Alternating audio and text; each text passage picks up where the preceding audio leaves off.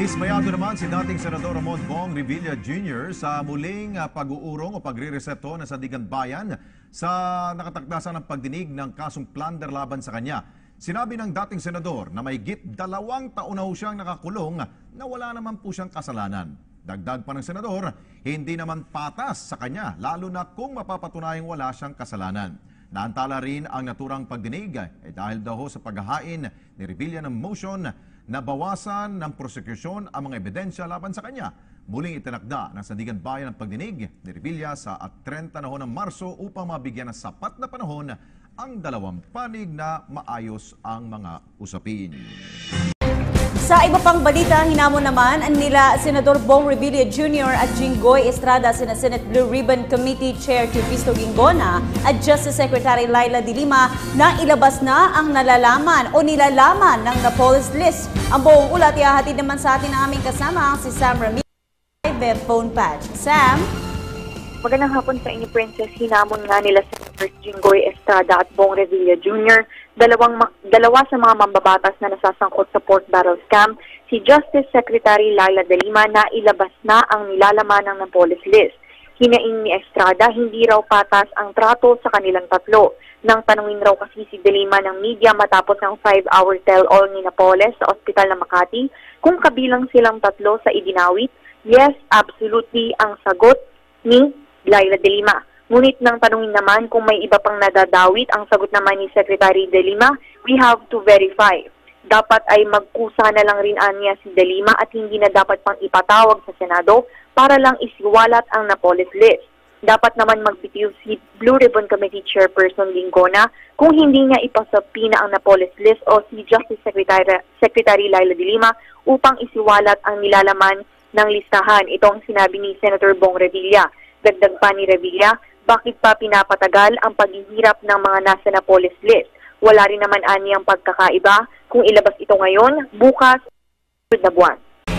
Senators linked to the 10 billion peso pork barrel scam have a fresh appeal to Justice Secretary Laila De Lima. They want her to reveal the contents of the Napoles list. The details from Sam Ramirez. Senators Jinggoy Estrada and Bong Revilla Jr., two lawmakers being implicated in the pork barrel controversy, decried the averred unfair treatment to them. The two noted that their names were quickly divulged to the public right after the scam broke out, even without verification. They asked Justice Secretary Laila De Lima, why is it not the same with the public officials in the so-called Napoles list? When the reporter asked her, are the 3 senators included? Sabi niya, yes, absolutely. Anong tinanong siya, what about other senators or other congressmen or cabinet secretary? Well, we're still evaluating it. Oh, that's unfair. Nung lumabas yung verify ba nila? Diba? Mabilis na nilabas ka agad nila sa media. So, siguro, mas maganda, ilabas na lang lahat kung ano man yung nandiyan sa listahan na yan. At para mabigyan ng pagkakataon na sumagot yung mga taong sinasangkot dito. Estrada's message to Justice Secretary De Lima. With or without any committee hearing, she has to release that list if she has any. Bakit kailangan pa ng ano? Why wait for the committee to compel her to release the list? She can do it on her own kung talaga meron siya. On the other hand, Revilla issues this challenge to Blue Ribbon Committee Chairperson Teofisto Ginggona III. I challenge the chairman of the Blue Ribbon Committee na i-compel niya ito. Obligahin si Secretary De Lima na ilabas ang listahan ito. Yun lang. If he doesn't, sir, what if hindi compel the Senator? I think he should resign as chairman of the Committee of Blue Ribbon Committee. Senator Cheese Escudero is also wondering why the secretary has not yet released the said list. He added that De Lima cannot change the contents of the list in the event that during their verification, document surfaces implicating a lawmaker who's not in the list. Hindi ko rin maintindihan kung bakit hindi nilabas. Sa totoo, hindi pwedeng baguhin ni Secretary De Lima ang listahang yan. Hindi ko alam kung ano ibig sabihin ng validating and vetting it. Dahil paano pag sa validation nila hindi totoo? Hindi naman nila pwedeng amyendahan yung statement ni Napoles. Let it stand or fall based on what it says there. Meanwhile, only one more signature is needed to refer a Blue Ribbon Committee report on the Senate's pork probe to the Bills and Index Service for plenary scheduling. The Blue Ribbon Committee with 20 membership has so far garnered 10 signatures. Convicting pork barrel scam queen Janet Lim Napoles of serious illegal detention is an injustice done to her. This has been the explanation of Solicitor General Jose Calida in the manifestation in lieu of rejoinder he filed at the Court of Appeals last January, which recommends the acquittal of Napoles in the said case. In a press conference, Solgen Calida claims gathering evidence proving that Napoles did not illegally detain his cousin Ben-Hur Luy, the star witness in the plunder case in connection with the pork barrel scam. When we look at the evidence, the transcript of records, there are many glaring instances which will support the acquittal of the accused. He said there is no proof that Luy was coerced to stay at a retreat house, adding that he had a cell phone which he could use to call for help at the time of the supposed detention. Calida also noted that Luy was also visited 3 times by his family in Metro Manila, but he did not grab the opportunity to escape. The Solgen also added that Luy gave a letter to his cousin which says he is not illegally detained. Calida further noted that during the time Luy was rescued by authorities, he told them that he was not detained against his will.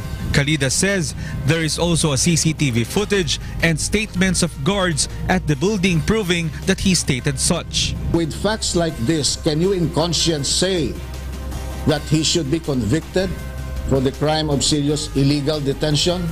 Justice is blind and we should do justice, even if he is Ben-Hur Luy. Calida also said that there will be no effect in their manifestation the acquittal of Napoles and other cases related to the pork barrel scam. This serious illegal detention has nothing to do with the alleged the cases of Janet Napoles in the DAP and PDAP. These are 2 separate matters. As far as we are concerned, Ben-Hur Luy was not detained and therefore the case should be dismissed against him. Calida also denied that he is influenced by someone close to the president in filing the said manifestation. So is there a backstory you're seeing here if you do not believe that Ben-Hur Luy was illegally detained by Janet Lim Napoles?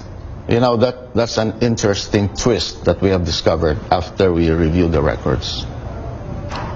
First of all, it started with the Department of Justice.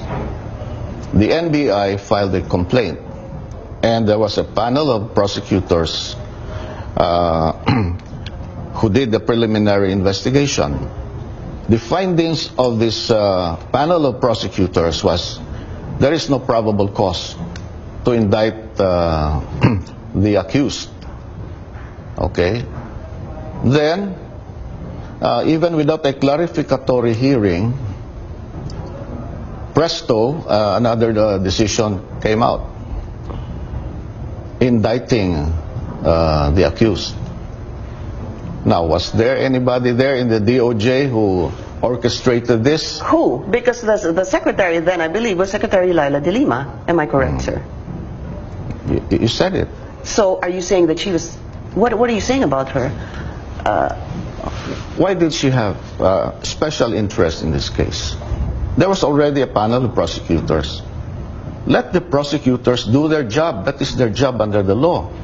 Why would the Secretary of Justice scout for one who is compliant to her wishes? So you're saying that Secretary de Lima again created another panel to look into this after the first panel dismissed the case? Yes, okay. Because she was not satisfied with the decision of the first panel. And the end goal is what, sir? Of Secretary Laila de Lima? To detain and convict Janet Lim Napoles. Why? Why? For many reasons. She might talk if she's not detained. She might implicate bigger fishes. And that's what we are looking now. And we'd like to thank those concerned citizens who gave us some information on this. What kind of, I know this, you can't give much to us, sir, but you're saying that a number of people are coming to your office. I mean, siguro po pumupunta, nagsasabi po sa inyo. What's the strongest, probably, testimony you have so far? At least something that you can tell us. It's hard for us, sir, to Relating read to this between the case, lines. you mean? Yes. Well, we base our manifestation on the evidence on record.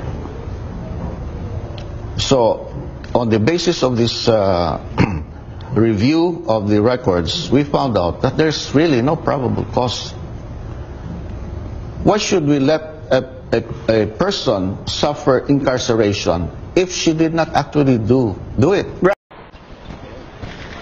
2 years after she was convicted of serious illegal detention, Janet Lim Napoles has found an ally in the country's chief attorney, who now questions the conviction on this charge before the Court of Appeals. Solicitor General Jose Calida said the manifestation will have no impact on Napoles' other cases in connection with the alleged pork barrel scam. But Napoles' lawyer, Stephen David, says otherwise. Yung mismong findings na yun ng soldier, official yun eh. So, alam mo, may weight yan eh. David believes the Solicitor General's manifestation raises questions on the credibility of Ben-Hur Luy, the government's primary witness in plunder and graft cases filed against individuals over the alleged scam. Ano kasiguraduhan na totoo yun yung sinasabi niya at hindi lang siya nagpagamit?